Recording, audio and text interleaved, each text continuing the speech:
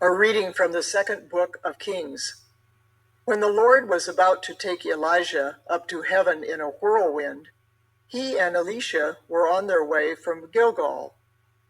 Elijah said to Elisha, "Please stay here.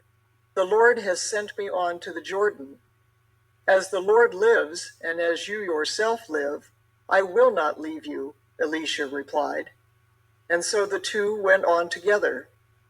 50 of the guild prophets followed, and when the two stopped at the Jordan, they stood facing them at a distance. Elijah took his mantle, rolled it up, and struck the water, which divided, and both crossed over on dry ground. When they had crossed over, Elijah said to Elisha, "Ask for whatever I may do for you before I am taken from you." Elisha answered, "May I receive a double portion of your spirit." "You have asked something that is not easy," Elijah replied. "Still, if you see me taken up from you, your wish will be granted. Otherwise, not."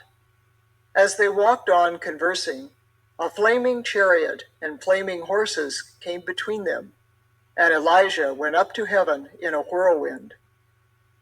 When Elisha saw it happen, he cried out, my father, Israel's chariots and drivers."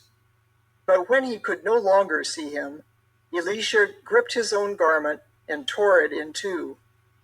Then he picked up Elijah's mantle that had fallen from him and went back and stood at the bank of the Jordan.